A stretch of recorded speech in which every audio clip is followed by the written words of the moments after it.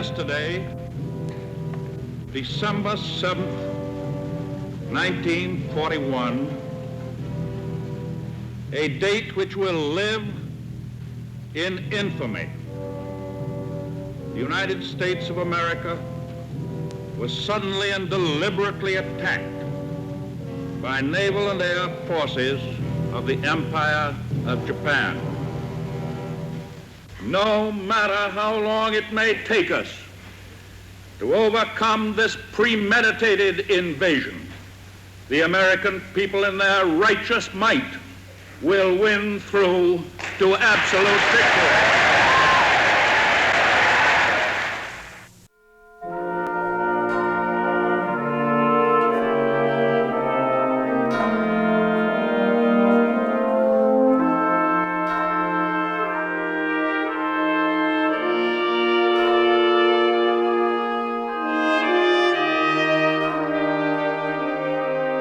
Iwo Jima was a Japanese homeland type island, and it was very strongly defended. So Americans had to use three Marine divisions, two in assault, the 4th and the 5th Marines were in assault, and the 3rd Marine Division was in reserve. I was with the 4th Marine Division. We had eventually 60,000 people on that island, and Japanese had about 22, 23, and they fought to the bitter end. They were tremendous fighters, and it took a long time to get them dislodged. It was in a landing that most of the casualties occurred because, as I said, the island was small.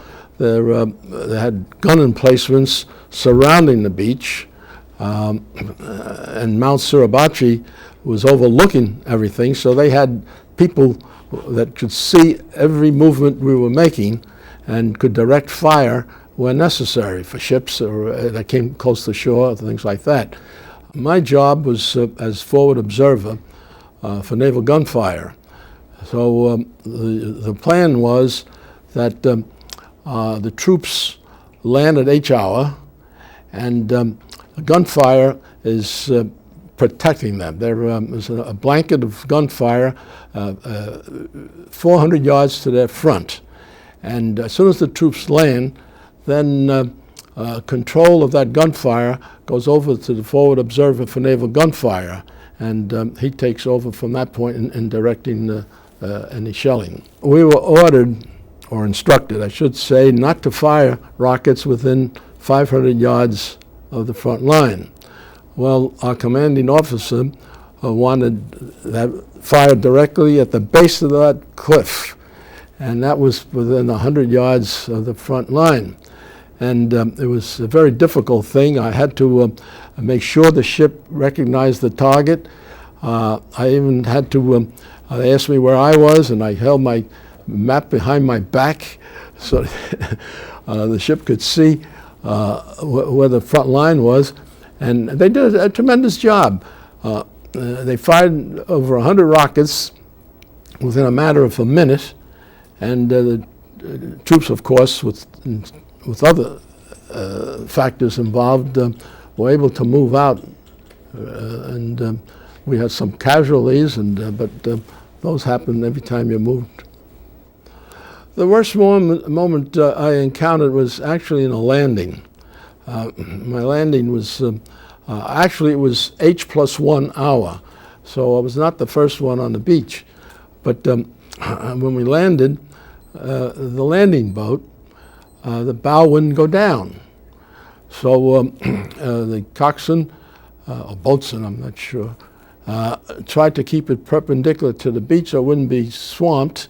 And in the meantime, we're a target now. We're a sitting duck, and we got a hail of mortars. Well, the coxswain wanted to back off. He said, "I got to get the hell out of here." And I said, "No." He said, "Have the troops go over the side."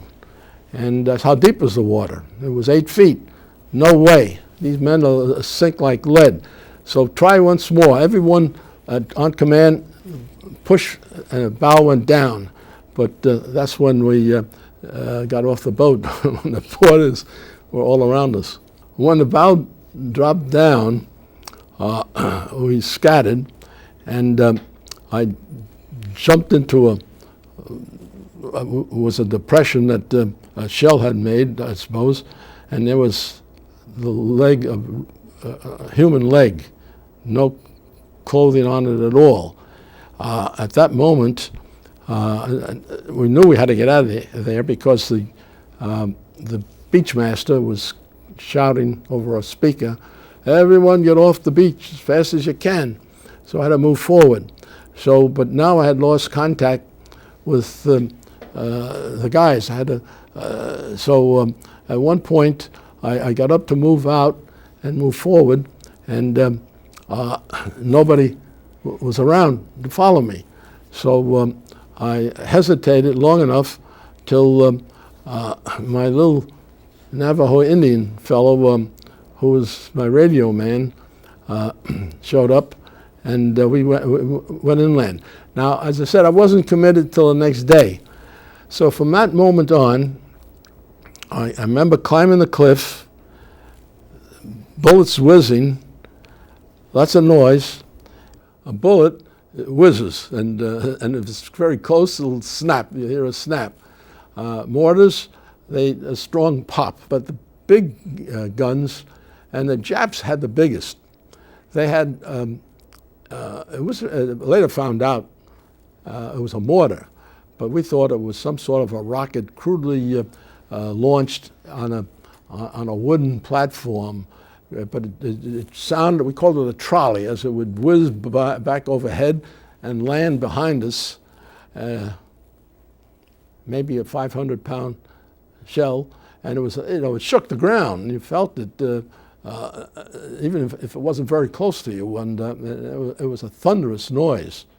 When a rocket lands, if it's a vertical drop, and the shell goes upward, and shrapnel, and anyone near it, of course, gets torn to pieces. It was rough. I could see flamethrowers, guys with flamethrowers and demolitions, as they approached a pillbox up on the edge of a hill, and I could see that, and I could see guys moving forward.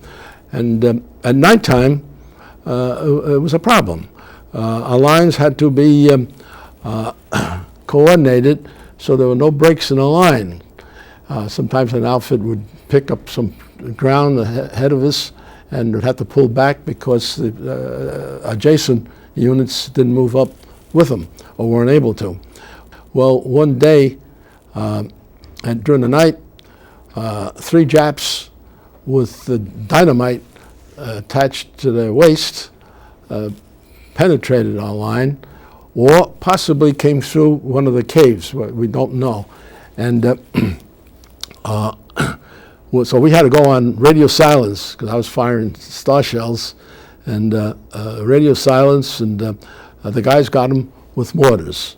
The next day I was able to go over and see the bodies, and the dynamite didn't explode. I'll never understand that, but there were 3 dead bodies.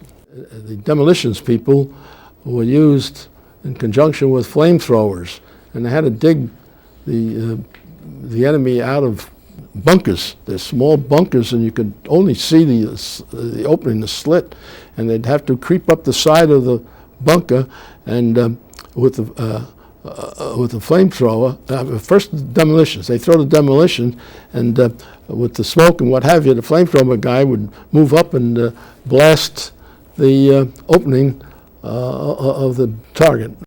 People today should understand that war is hell, and nobody, in my opinion, wins. Everybody is on the losing side. They either lose people, they lose territory, they lose. It's a total loss, and it's a shame that we, as intelligent people, still have wars that we get involved in. World War II was a war that was fought by the bulk of the youth of America. And the spirit that existed is beyond me, because not only were the boys, they weren't, I wouldn't say they were all eager to fight a war, but they were willing. And so all my friends, we all had the same attitude. We did our job, and we came back and went into civilian life.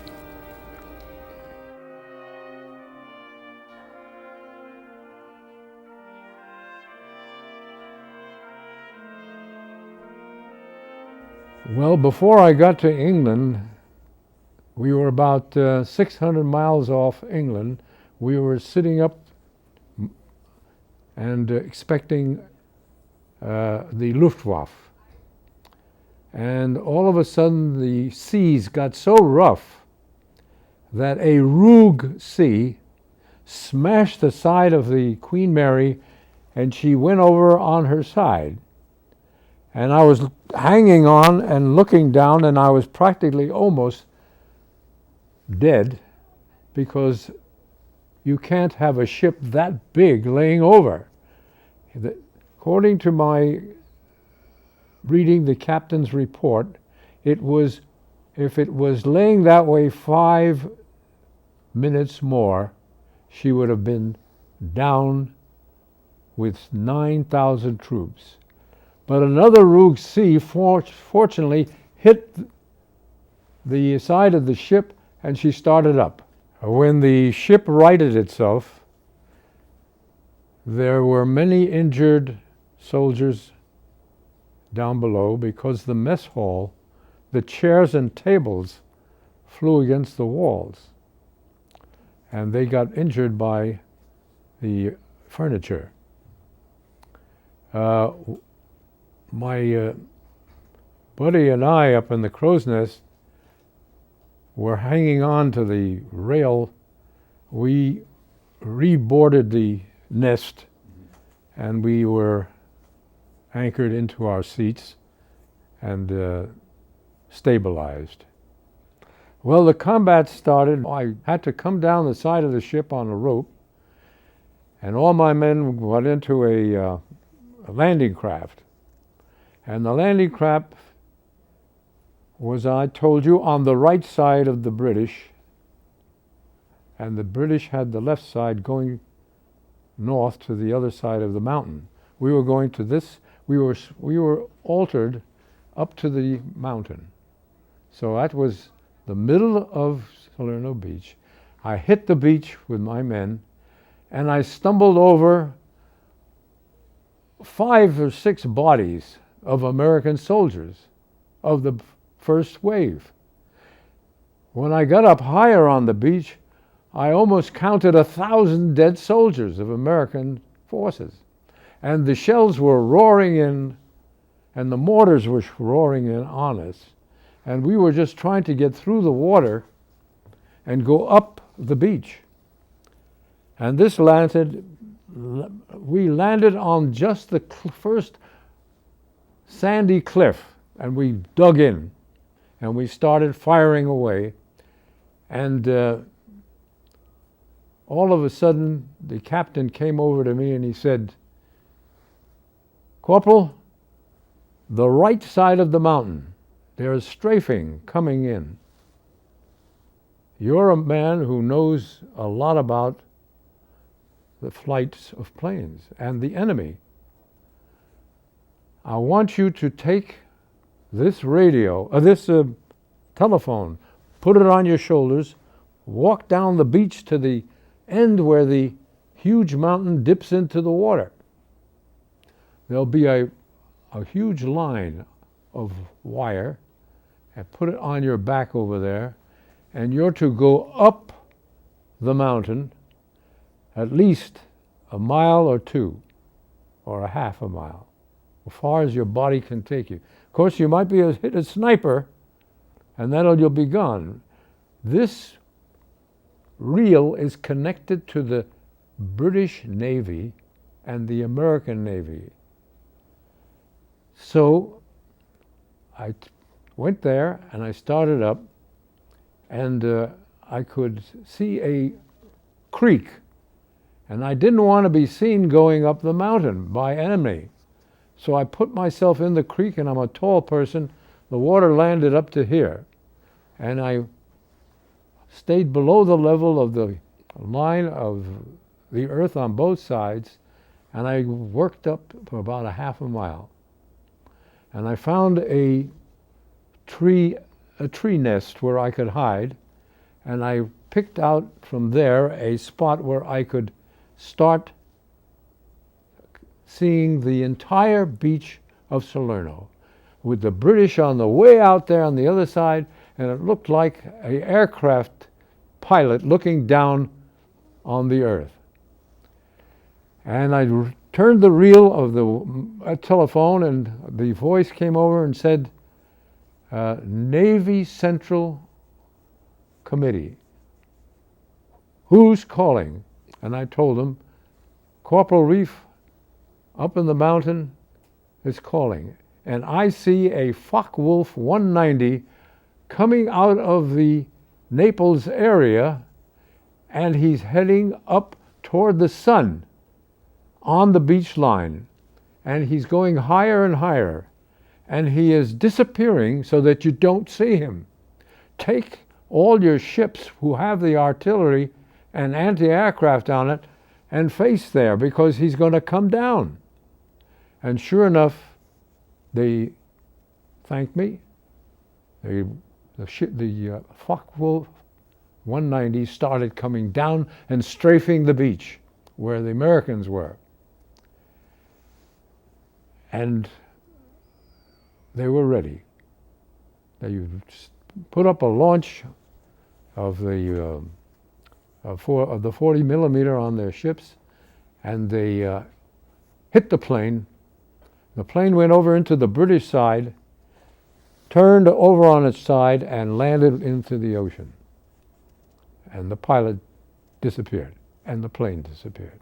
And I had to stay there 2 weeks. I had no food. So I started looking for berries, and I saw on the other side a farmland. And whenever I had a chance, I went down to the farmer, and I came with a gun, and I told him, you've got to give me food. I won't kill you. It's an Italian farmer, but you got to give me food. He said he would give me food every time I came down. I said, but don't you dare come up, because you'll be shot. He says, io non sono fascista. I am not a fascist, he says. I says, well, then I trust you.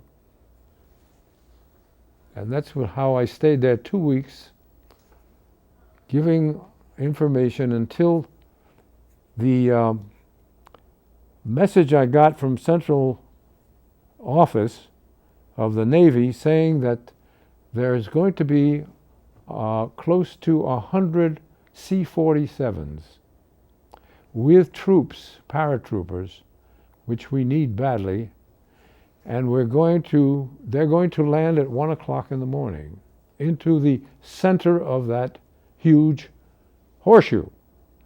And there is going to be a lighting of oil cans in a half-mile circle, so they'll know where to drop. You let us know if that is the C-47s as it passes over your side of the mountain. So at 1 o'clock in the morning that night, I hear the roar of planes, and I could see the shape was the C-47. When I reported it, those oil cans of a half-mile circle lit up, and I started to seeing parachutes dropping down into the center of the Salerno beach. I just stood there watching, aghast, because that checked out the Salerno battle, because we then started a movement that was so strong that we headed for Naples. Down below, I got the Bronze Star from the Salerno invasion when I was ordered to go to the top of the, as far as I could on the mountain and report as the only one who could see and identify planes of the enemy, and report it down to Central Command before they were strafed or bombed. After 10 days, we went up to Swansea, Wales. From there, we disembarked, and they put us on a troop train, and for where we were going, I didn't have the slightest. From there on, we got into trucks, and they brought us out into we still didn't know where we were, and we unloaded, set up our tents. You had to watch where you were walking because we were set up in the cow fields. And of course, it started. So someone always has to be on guard duty. So I pulled guard duty that night. And it was obvious that there was a British field taking off to bomb at night. And this one ship didn't make it. And the explosion was unbelievable. And I said that was the first sign that I said, you're going to get killed around here. On June 6th, I was out waiting for a convoy to bring it down to Southampton. And the ship started going over, and I knew something different was going on. And that particular night, we finished that. We went back to our company, where we were near Maidenhead, as they used to call it. Everybody was gone. They were on their way. So we followed them down, and within about 5 or 6 days later, after getting on an attack cargo and going over to Normandy I arrived there about 4 or 5 days later. But when it was time to go over, we went over the side and we got onto what was called a Rhino, which was carrying heavy equipment. So we went in on that. They put my motorcycle there. There was 3 of us in the company. And we sat there all night because we couldn't go in any further because we hit a sandbar and we couldn't move. And we were gambling or making bets whether the Germans were going to hit us or shell us at night. But that time, most of the German Air Force, we had complete air superiority. So when I got off, they threw me on the ramp because my motorcycle, I couldn't reach between the Rhino itself and the plate that I had to get on to ride out. And so 4 men picked me up, lifted me up, and threw me on the ramp. I had started the motor, I rode down the ramp, through the mud, got up on the sand, and just went right up to the top of the cliff. When we got up to the top of the cliffs, they were all white tapes, so we had nowhere to go. So we made a right turn, went in, I don't even remember how far, quite a few hundred yards, and we just sat there for days. I kept asking, where are the 9th Engineers? And as I came down to one road, there was one of my teammates there, and I said, Buckley, am I glad to see you? I said, what's going on? He says, dig a hole for tonight and stay out of the ditches because they machine gun the ditches. So we went in and started to dig in, which we did, and we were there for almost a month. There was constant shelling at night because that's where the Battle of St. Lo was going on. Most people don't know that we had a gas alert behind St. Lo before the breakout. And I just happened to be on perimeter guard that night. And I went down the line, waking them up in the holes. I said, wake up, there's a gas alert, because the gas alert would be 3 shots fired and a klaxon. And I went down the line, and most of us had thrown our gas masks away. And they came out really frightened. They didn't know what to do. And at that time, I jokingly found a German gas mask, and I tied it on my motorcycle. They used to tease me. I carried that thing almost for the whole war. I even sent it home. They used to joke about it, Keegan and his Nazi gas mask. But the camaraderie between the men was really unbelievable. In July, toward the end of July, and I met a man here while talking to him, that I saw the fighters. I was standing in the field, and I could identify the different fighters coming in to knock out the attack. And then the bombers started to come in, and they started to bomb. And of course, the dust lifted and drifted. And from what I heard later on, 1,000 of our own men were killed by friendly fire, including a general. And that was called a breakout, when they broke out, because the Germans were absolutely pummeled. The Germans were cut off, and it was called the Falaise Gap. When I went through there, the slaughter there, the Air Force it was narrow roads, and the Air Force just went up and down and just destroyed them. They lost over 90,000 men, and we lost almost the same amount. From there we moved up, going up further and further and further, and then we finally moved into Paris. I was there when Paris was liberated. It was an unbelievable experience. I went into the Bois de Lune, and the French were there holding wine and flowers and so forth, and really wonderful. And then we just waited, and we had to move back because Eisenhower didn't want to have his command in Paris per se. So they moved back to what they call Versailles. So we moved back a little further, and we set up in a little town called Buc, which we were really security for our headquarters. Well, we were told we couldn't even talk to Germans because they said, don't even, if a child comes up and they give you a bouquet, be careful, there might be a grenade in there. You were not allowed, or you're not authorized to talk to anyone. But what it was, the war was winding down at that particular time. So our next duty was to run a POW camp. So we set up a POW camp very close, it was near the Rhine River, and they were bedraggled, God help them. Mostly old men and boys left. But I wore a British paratrooper helmet because our helmets as a motorcyclist were useless. So I stopped one Jeep one night, and the man was shaking, and as he opened it was in the winter, it was very cold, he stuck a gun in my stomach, and I said, take it easy, take it easy. He was shaking because the Germans are coming through trying to get at Eisenhower. So that was our job at that particular time. But the beauty of being a motorcycle, it gave you your assignment, and you went and you did it. The responsibility was your own, but it gave you freedom. But I really did the best I could. I love this country with a passion. It gave me everything. It gave me my family. My parents came over from Ireland in the 1850s. And on my mother's side, they came over in the 1880s. When you read Irish history, you'll cry. So America is the land of the free and the home of the brave. God bless America.